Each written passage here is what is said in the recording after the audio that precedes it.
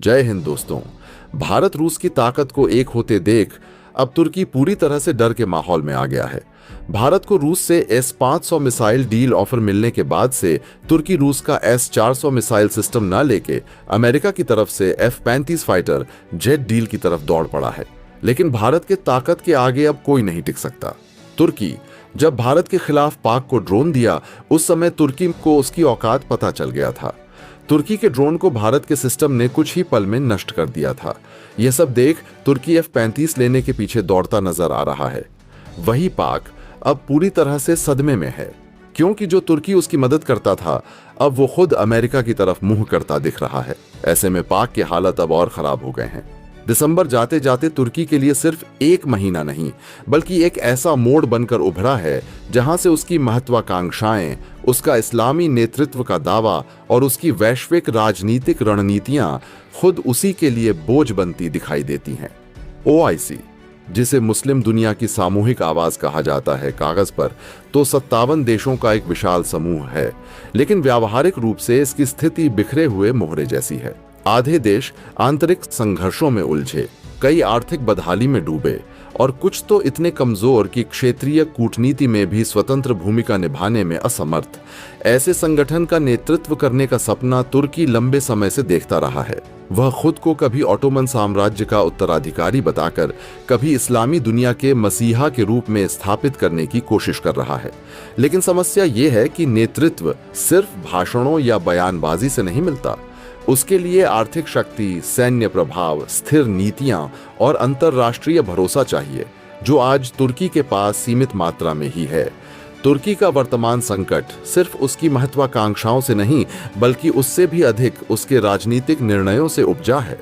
हाल के वर्षों में एर्दोगन ने कश्मीर मुद्दे को अंतर्राष्ट्रीय मंचों पर उछालकर खुद को इस्लामी दुनिया का प्रतिनिधि दिखाने की कोशिश की, मगर भारत जैसे उभरते वैश्विक शक्ति के खिलाफ बयान देना, खासकर तब जब भारत ऊर्जा, व्यापार, रक्षा साझेदारी और टेक्नोलॉजी में तेजी से विस्तार कर रहा है, कूटनीति से अधिक भावनात्मक प्रतिक्रिया प्रतीत हुई।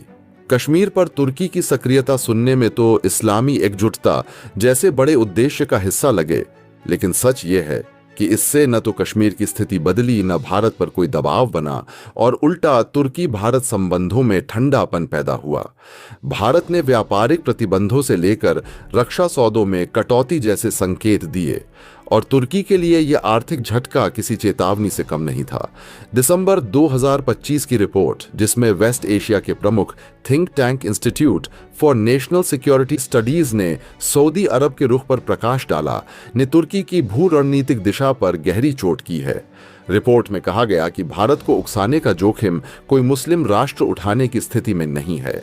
सऊदी अरब, जो खुद ऊर्जा और भू राजनीति में एक निर्णायक शक्ति है, यह समझ चुका है कि भारत आज वैश्विक बाजार, तकनीकी आपूर्ति श्रृंखला, समुद्री व्यापार और रणनीतिक गठजोड़ का केंद्र बन चुका है। भारत को नाराज करने का मतलब है अरब विश्व के लिए एक संभावित आर्थिक सहयोगी, निवेशक और सुरक्षा भागीदार को खो देना। इसलिए सऊदी का संकेत तुर्की के लिए चेतावनी है, भारत विरोधी राजनीति। अब इस्लामी राजनीति की धुरी नहीं हो सकती। यहां असली झटका यहीं नहीं रुकता। तुर्की के अपने रक्षा विशेषज्ञ और कूटनीतिक रणनीतिकार भी आज यह स्वीकारने लगे हैं कि एर्दोगन की कश्मीर केंद्रित बयानबाजी ने तुर्की को लाभ से अधिक हानि दी। कश्मीर का मुद्दा तुर्की के लिए कभी घरेलू हित का विषय नहीं था, न आर्थिक, न सैन्य, न भौगोलिक। फिर भी इसे बार बार भुनाने की कोशिश की गई, सिर्फ इसलिए कि कुछ मुस्लिम देशों की सहानुभूति अर्जित की जा सके। लेकिन आधुनिक वैश्विक राजनीति भावनाओं से नहीं, हितों से चलती है। यही कारण है कि जब सऊदी, UAE, कतर, बहरीन जैसे देश भारत से रक्षा, ऊर्जा और व्यापार साझेदारी को गहरा कर रहे थे, तब तुर्की कूटनीतिक मंच पर अकेला पड़ने लगा। एक तरफ तुर्की ने एशिया व अफ्रीका में अपनी पकड़ बढ़ाने की कोशिश की, दूसरी तरफ यूरोपीय संघ, अमेरिका और नाटो से भी उसके संबंध कई बार डगमगाए। एर्दोगन की छवि घरेलू राजनीति में अभी भी मजबूत दिखाई देती है, लेकिन अंतर्राष्ट्रीय स्तर पर तुर्की की स्थिति उतनी चमकदार नहीं।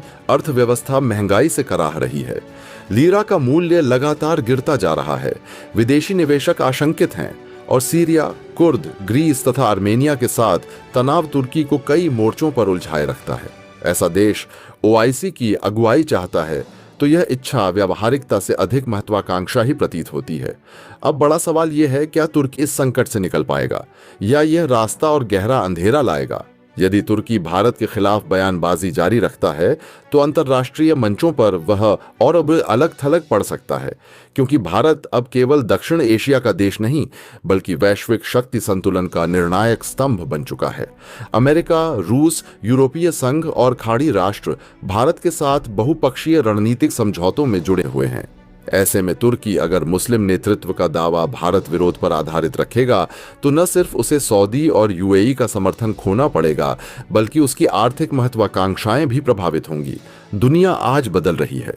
इस्लामी देशों का नेतृत्व वही कर सकता है जिसके पास आर्थिक शक्ति हो, हथियारों की क्षमता हो, प्रौद्योगिकी हो और सबसे महत्वपूर्ण कूटनीतिक संतुलन हो। तुर्की आज इन पैमानों पर अधूरी तैयारी के साथ मैदान में उतरा है। भारत के सामने शत्रुता दिखाकर उसने न तो अपनी धार्मिक छवि मजबूत की, न संगठनात्मक नेतृत्व हासिल किया, बल्कि अपने लिए एक ऐसा मोर्चा खोल लिया जिसका कोई लाभ नहीं, नुकसान अवश्य है। इसलिए दिसंबर 2025 का यह दौर तुर्की के लिए चेतावनी बनकर उभरा है। ख्वाब बड़े थे लेकिन चाल गलत थी। नेतृत्व पाने का रास्ता भारत जैसे राष्ट्र से टकराने में नहीं, वैश्विक सहयोग, आर्थिक विस्तार और साझा विकास के मॉडल में होगा। मुस्लिम दुनिया का वास्तविक नेतृत्व कोई अकेला देश नहीं बल्कि वह करेगा जो सबको साथ रख सके। तुर्की चाहे तो यह भूमिका निभा सकता है, पर पहले उसे यह स्वीकारना होगा कि भारत विरोध उसकी राजनीति की कुंजी नहीं हो सकती। उसे अपनी रणनीतियों का पुनर्मूल्यांकन करना होगा, कूटनीति को भावनाओं पर प्राथमिकता देनी होगी और वैश्विक शक्ति संतुलन को समझना होगा। तभी तुर्की उस अंधेरे दिसंबर से निकलकर भविष्य की उजली सदी में कदम रख सकेगा। तुर्की की कहानी केवल भू राजनीति की नहीं बल्कि महत्वाकांक्षा और वास्तविकता के टकराव की कहानी है, और इस टकराव का परिणाम साफ है। जो समय की नब्ज पहचानता है वही नेतृत्व करता है। तुर्की चाहे तो इतिहास नया लिख सकता है, पर उसे पहले यह तय करना होगा कि वह संघर्ष चुनता है या समझदारी। शुक्रवार आने तक फैसला उसी के हाथ में है और दुनिया सिर्फ देख रही है कि तुर्की रास्ता बदलता है या अंधेरे में और आगे बढ़ता चला जाता है। दोस्तों, तुर्की इस समय दुनिया में ऐसे फंसा हुआ है जैसे कोई खिलाड़ी चार तरफ से चेकमेट में आ गया हो। एक तरफ इजराइल से टकराव, दूसरी तरफ सीरिया में गहरा दलदल जहां से निकलने का रास्ता ही नहीं दिख रहा। ऊपर से सऊदी अरब के साथ शक्ति संघर्ष और ग्रीस और साइप्रस के साथ पुराना जंग जैसा तनाव। मतलब तुर्की के चारों ओर आग ही आग। लेकिन असली हैरत की बात तो यह है कि इतनी मुश्किलों के बावजूद तुर्की ने भारत से भी पंगा ले लिया, और वह भी बिना किसी ठोस समर्थन के। अजरबैजान, पाकिस्तान और बांग्लादेश भले ही तुर्की के साथ खड़े होने की कोशिश करते हैं, लेकिन ग्लोबल मंच पर इनके बयानों का असर उतना ही है जितना तूफान में मोमबत्ती का। यूरोप की बात करें तो वह साफ है, वह कभी भी तुर्की के लिए भारत के खिलाफ खड़ा नहीं होने वाला। उधर मध्य पूर्व में तुर्की और सऊदी अरब के बीच पहले से ही ताकत की जंग चल रही है, और सऊदी ने भारत के मामले में तुर्की को एक बार भी सपोर्ट नहीं दिया। इतना ही नहीं, सऊदी की सेना ने तुर्की के साथ बचा खुचा सैन्य सहयोग भी खत्म कर दिया। यानी तुर्की आज भू राजनीति की शतरंज में अकेला मोहरा बन चुका है। और मजेदार ट्विस्ट यह है, भारत अब सिर्फ जवाब नहीं दे रहा बल्कि तुर्की के पड़ोस में ही ऐसी रणनीतिक घेराबंदी कर रहा है कि तुर्की को पता भी नहीं चलेगा कि नुकसान कहां से हुआ। आज भले ही यह टकराव तुर्की को छोटा लग रहा हो, लेकिन वेस्ट एशिया के थिंक टैंक साफ कह रहे हैं, अगर तुर्की ने भारत को यूं ही छेड़ा तो आने वाले 5 साल तुर्की के लिए इतने भारी पड़ेंगे कि संभालना मुश्किल हो जाएगा। यानी सीधी भाषा में कहें, तुर्की ने शेर को छेड़ तो दिया, लेकिन अब भागने का रास्ता नजर नहीं आ रहा। तुर्की की वर्तमान वैश्विक स्थिति को समझने के लिए हमें उसे केवल सैन्य घटनाओं, राजनीतिक बयानों या रणनीतिक गठबंधनों में नहीं बांटना चाहिए, बल्कि उसे एक विशाल शतरंजी बोर्ड की तरह देखना होगा जहां चारों तरफ से चालें उसी पर चल रही हैं और वह अपनी बचाव की जगह खोजने में संघर्षरत है। यह स्थिति किसी अचानक उत्पन्न हुए संकट का परिणाम नहीं है, बल्कि कई वर्षों की भू रणनीतिक महत्वाकांक्षा, विस्तारवादी नीति और क्षेत्रीय प्रभाव स्थापित करने की हठ का परिणाम है। आज तुर्की चारों दिशाओं से तनाव में घिरा हुआ है। इजराइल के साथ लगातार उभरता विवाद, सीरिया में उस अंतहीन युद्ध का दलदल जिसमें उतरना आसान पर निकलना असंभव साबित हुआ, सऊदी अरब के साथ वर्चस्व की प्रतिस्पर्धा, और यूरोप, विशेषकर ग्रीस व साइप्रस के साथ चला आ रहा पुराना लेकिन निरंतर उबलता संघर्ष। इन सभी मोर्चों पर तुर्की सक्रिय है, परंतु सफलता किसी भी दिशा में नहीं दिखती। इजराइल उसके लिए एक ऐसा प्रतिद्वंद्वी है जिसके पास अमेरिका का स्थायी समर्थन, उन्नत सैन्य तकनीक, क्षेत्रीय प्रभाव और मजबूत सुरक्षा ढांचा मौजूद है। दूसरी ओर तुर्की की स्थिति कमजोर इसलिए भी है क्योंकि वह अपने शरीर से ज्यादा कंबल ओढ़ने की कोशिश कर रहा है। सीरिया में हिजबुल्लाह, कुर्दों और असद शासन के बीच फंसी उसकी सेना व नीति न केवल संसाधनों को खत्म कर रही है, बल्कि तुर्की के आंतरिक हालात को भी अस्थिर बना रही है। सीरिया में तुर्की के लिए कोई निर्णायक जीत संभव नहीं दिख रही, न ही वह इस संघर्ष से सम्मानजनक तरीके से बाहर निकल पाने की स्थिति में है। इस तनाव के बीच मध्य पूर्व में तुर्की और सऊदी अरब का शक्ति संघर्ष और गहरा होता जा रहा है। सऊदी ने ओआईसी, ऊर्जा बाजार और इस्लामी दुनिया में अपनी स्थिति को सुदृढ़ किया है, जबकि तुर्की इस्लामिक नेतृत्व का दावा तो करता है पर उसे वास्तविक समर्थन नहीं मिलता। यही कारण है कि भारत युद्ध मुद्दे पर भी सऊदी तुर्की के साथ खड़ा नहीं हुआ, बल्कि उसने रक्षा सहयोग तक सीमित या समाप्त कर दिया, जिससे तुर्की के लिए यह एक गंभीर संकेत है कि अरब ब्लॉक उसका विश्वसनीय साझेदार नहीं है। इसी दौरान तुर्की को यह भ्रम हुआ कि वह भारत को चुनौती देकर कूटनीतिक लाभ उठा सकता है, लेकिन उसने यह आकलन गलत कर लिया कि भारत अब 1990 का भारत नहीं है। आज भारत वैश्विक शक्ति संरचना में एक प्रमुख स्तंभ के रूप में उभर रहा है। कूटनीतिक क्षमता, अर्थ व सैन्य संसाधन और रणनीतिक गठबंधनों के रूप में उसकी स्थिति तुर्की से कहीं अधिक मजबूत है। तुर्की के पास अजरबैजान, पाकिस्तान और बांग्लादेश जैसे कुछ भावनात्मक राजनीतिक समर्थक भले हों, लेकिन वैश्विक मंच पर इनकी आवाज उतनी ही कमजोर है जितनी तूफान में बुझने को तैयार एक मोमबत्ती की। पाकिस्तान स्वयं आर्थिक संकट, आतंकवाद और कूटनीतिक अलगाव से जूझ रहा है, जबकि अजरबैजान क्षेत्रीय संघर्षों तक सीमित शक्ति है। बांग्लादेश भारत के साथ आर्थिक व सुरक्षा हितों के कारण तुर्की समर्थन को शब्दों से आगे बढ़ा ही नहीं सकता। पश्चिमी देश, खासकर यूरोप, तो पहले ही तुर्की को नाटो का असहज सदस्य मानते हैं। ग्रीस साइप्रस विवाद, ईयू सदस्यता विवाद, मानवाधिकार का मुद्दा, घरेलू राजनीति में एर्दोगान की कठोर नीति, इन सब ने यूरोप की दृष्टि में तुर्की को एक अविश्वसनीय साझेदार बना दिया है। ऐसे में यूरोप से भारत विरोधी समर्थन तुर्की को मिलना असंभव है। यह भू रणनीति का वह बिंदु है जहां तुर्की को असली अकेलापन दिखाई देता है। एक ऐसा अकेलापन जो किसी देश को सबसे अधिक डराता है, क्योंकि कूटनीति में मित्रों की कमी एक सैनिक मोर्चे से ज्यादा खतरनाक होती है। फिर भी तुर्की ने भारत के खिलाफ मुखरता दिखाई। कश्मीर मुद्दे पर हस्तक्षेप, पाकिस्तान के साथ बयानबाजी, अंतर्राष्ट्रीय मंचों पर भारत के खिलाफ रवैया, परंतु वह इस तथ्य को नजरअंदाज कर गया कि भारत ने अब प्रतिक्रिया मात्र नहीं बल्कि प्रत्युत्तर रणनीति अपनाई है। भारत ने तुर्की के समानांतर शक्ति वृत्त बनाने की कोशिश शुरू कर दी है, न केवल कूटनीतिक स्तर पर बल्कि व्यापारिक, सैन्य और क्षेत्रीय साझेदारियों में भी।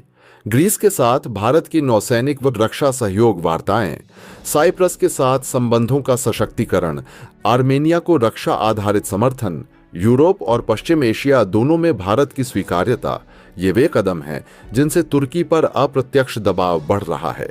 यह रणनीतिक घेरेबंदी इतनी शांत और व्यवस्थित है कि तुर्की को चोट तब महसूस होगी जब दबाव उसकी अर्थव्यवस्था, विदेशी निवेश, हथियार आयात और राजनीतिक प्रभाव में नजर आने लगेगा। यही कारण है कि कई वेस्ट एशियाई थिंक टैंक पहले ही चेतावनी दे चुके हैं कि यदि तुर्की भारत के प्रति कठोर नीति जारी रखता है तो अगले 5 वर्ष उसके लिए भू राजनीतिक रूप से सबसे कठिन हो सकते हैं।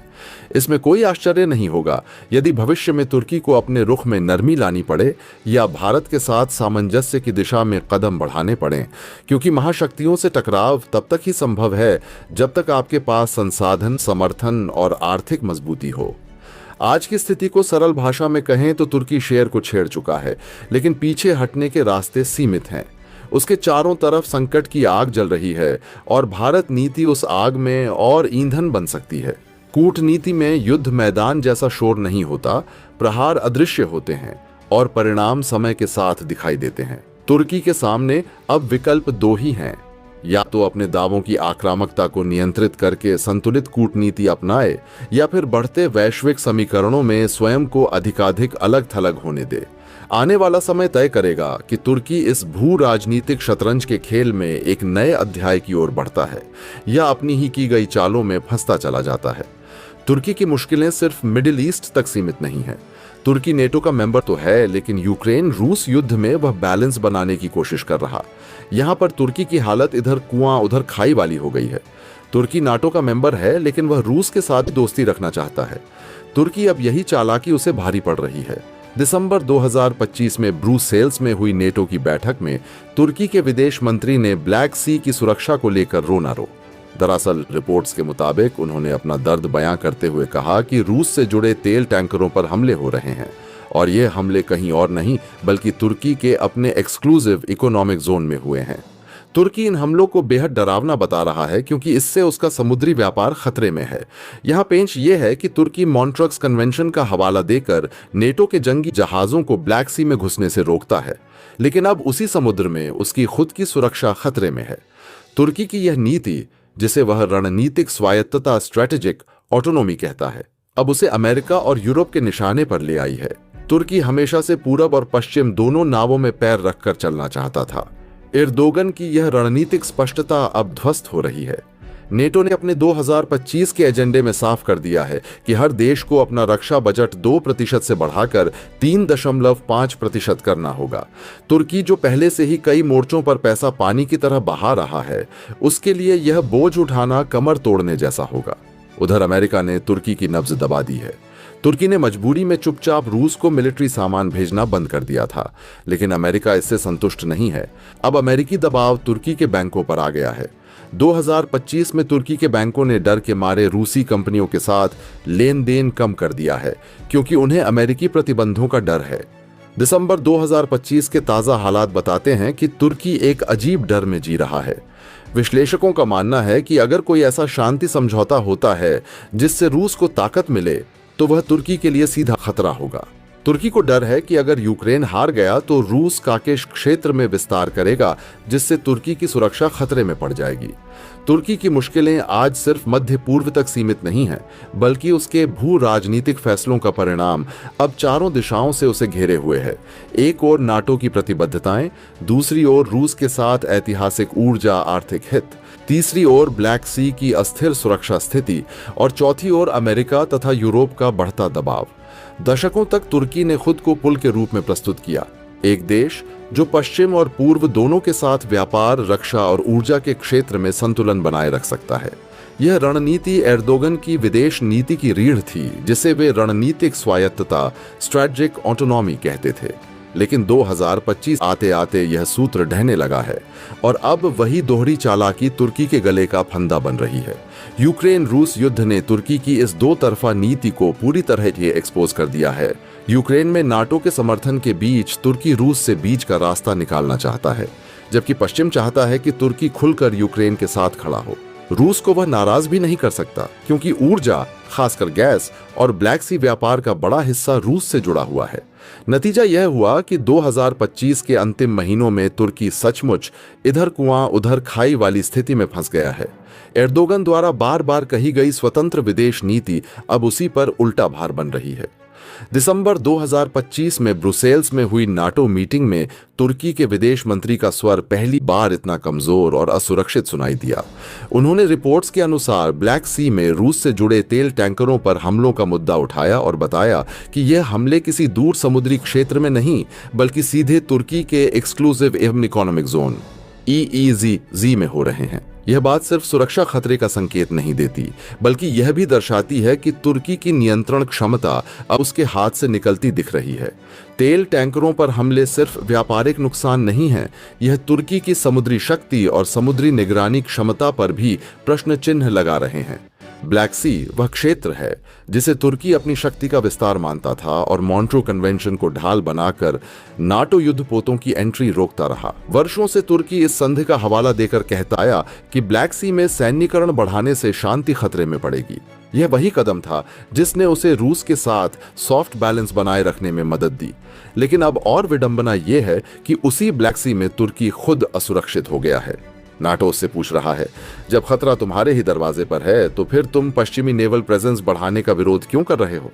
तुर्की के पास इसका साफ उत्तर नहीं। उसकी रणनीति दुविधा में बदल चुकी है। नाटो ने वर्ष 2025 का डिफेंस एजेंडा जारी करते हुए साफ कर दिया है कि गठबंधन के सदस्य अब 2% नहीं बल्कि 3.5% जीडीपी रक्षा बजट पर खर्च करेंगे।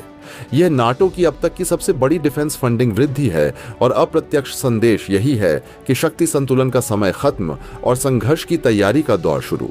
तुर्की पहले ही सीरिया, इराक, लीबिया और आर्मेनिया अजरबैजान संघर्ष क्षेत्रों में सक्रिय है। घरेलू स्तर पर महंगाई, मुद्रा संकट, बेरोजगारी और राजनीतिक दबाव से जूझ रहा तुर्की अब 3.5% का बोझ कैसे उठाएगा? रक्षा निर्माण, नौसेना आधुनिकीकरण, Black Sea patrolling, air defence, drone network, cyber सुरक्षा, सब पर पैसा खर्च होगा और यह खर्च उसकी अर्थव्यवस्था पर कमर तोड़ दबाव बनाएगा। नाटो ने संदेश साफ रखा, या तो तुर्की अपनी प्रतिबद्धता साबित करे या फिर उसके राजनीतिक प्रभाव को कमजोर माना जाएगा। अमेरिका और यूरोप तुर्की को अब रणनीतिक पार्टनर नहीं बल्कि गैर विश्वसनीय नाटो सदस्य की तरह देखने लगे हैं। उधर अमेरिका ने तुर्की की नब्ज पकड़ ली है। रूस यूक्रेन युद्ध के शुरुआती महीनों में तुर्की ने रूस को मिलिट्री और डुअल यूज टेक्नोलॉजी इंडस्ट्री में बैकडोर सप्लाई दी, पर जैसे जैसे पश्चिमी निगरानी बढ़ी, तुर्की ने मजबूरी में धीरे धीरे इस सपोर्ट को रोकना शुरू किया। लेकिन वॉशिंगटन खुश नहीं, उसे तुर्की से सरेंडर चाहिए, बैलेंस नहीं। 2025 में अमेरिकी दबाव तुर्की की बैंकिंग प्रणाली पर केंद्रित हो गया। अमेरिकी प्रतिबंधों की धमकी के चलते तुर्की के बड़े बैंक रूसी कंपनियों और रूबल लेन देन को तेजी से कम करने लगे हैं। यह आर्थिक दर्द रूस को छोड़कर तुर्की के लिए ज्यादा गंभीर है। तुर्की की ऊर्जा खरीद, पर्यटन, राजस्व, रूस से संबंध कमजोर होंगे तो ब्लैक सी में रूस का व्यवहार और आक्रामक हो सकता है। संबंध बनाए रखे तो अमेरिका आर्थिक नल बंद कर देगा। यही वह दोधारी तलवार है जिस पर तुर्की खड़ा है। 2025 के विश्लेषकों का कहना है, यूक्रेन यदि युद्ध में कमजोर पड़ता है या रूस शांति समझौते की आड़ में अधिक भूक्षेत्र लाभ लेकर निकलता है तो तुर्की के लिए खतरा और बड़ा हो जाएगा। रूस का विस्तारवादी रुझान काकेशस के रास्ते तुर्की की सीमा और प्रभाव क्षेत्र को सीधे टक्कर दे सकता है। अजरबैजान, जॉर्जिया, आर्मेनिया, यह क्षेत्र तुर्की के भू राजनीतिक सपनों का केंद्र हैं। यदि रूस वहां पैठ मजबूत करता है तो तुर्की के टर्किक सुप्रा क्षेत्रीय प्रभाव की रणनीति खत्म हो जाएगी। तुर्की अभी यही डर जी रहा है। वह पश्चिम के साथ भी पूरी तरह खड़ा नहीं हो सकता क्योंकि उसे रूस से ऊर्जा, पर्यटक, अनाज और समुद्री कॉरिडोर चाहिए। वह रूस के पक्ष में भी नहीं जा सकता क्योंकि नाटो उसका सैन्य ढांचा, एयर डिफेंस, फाइटर टेक्नोलॉजी और अंतरराष्ट्रीय वैधता का आधार है। यह संतुलन अब संतुलन न होकर जंजीर बन चुका है। एर्दोगन ने वर्षों तक जिस चालाकी से पूर्व पश्चिम के बीच रस्सी पर नाचने की पॉलिसी अपनाई, अब वही रस्सी उसके पैरों में उलझ रही है। ब्लैक सी अब सिर्फ पानी का क्षेत्र नहीं बल्कि शक्ति का मंच है, जहां रूस उपस्थिति बढ़ा रहा है, यूक्रेन की प्रतिरोध क्षमता घट रही है, नाटो अंदर प्रवेश नहीं कर पा रहा और तुर्की सब संभालने की कोशिश में टूटता जा रहा। यही तुर्की की वास्तविक त्रासदी है। वह 2 नावों में पैर रखकर आगे बढ़ना चाहता था, लेकिन अब दोनों नावें अलग दिशाओं में जा रही हैं। एक ओर अमेरिका और यूरोप का दबाव, दूसरी ओर रूस का प्रभाव। तुर्की को अब तय करना होगा कि वह किस ओर कदम बढ़ाए और किस ओर त्याग करे, क्योंकि वर्तमान स्थिति यह स्पष्ट कह रही है, किसी दिन यह बैलेंसिंग पॉलिसी टूटे बिना नहीं रहेगी और जिस दिन यह टूटेगी तुर्की को बड़ा राजनीतिक और सामरिक झटका झेलना पड़ सकता है। तुर्की ने पिछले 1 दशक में अपने आप को इस्लामी दुनिया का नेतृत्वकर्ता साबित करने की जो महत्वाकांक्षा पाली थी, वह 2025 तक आते आते उसके गले की हड्डी बनती दिखाई दे रही है। राष्ट्रपति रेचेप तैयप एर्दोगन की नीतियों की रीढ़ इस विचार पर टिकी रही कि यदि मुस्लिम देशों के बीच किसी नेतृत्व की खाली जगह है तो उसका ताज तुर्की अपने सिर पर सजा सकता है। इसी सोच से प्रेरित होकर उसने पाकिस्तान, अजरबैजान और बांग्लादेश के साथ एक वैचारिक रणनीतिक धुरी तैयार करने की कोशिश की, जिसे अनौपचारिक रूप से 3 ब्रदर्स अलायंस यानी 3 भाई गठबंधन कहा गया। इस गठबंधन को तुर्की ने केवल धार्मिक या सांस्कृतिक एकजुटता के संदर्भ में नहीं देखा, बल्कि इसे दक्षिण एशिया से मध्य एशिया तक अपने प्रभाव का विस्तार करने का साधन बनाया।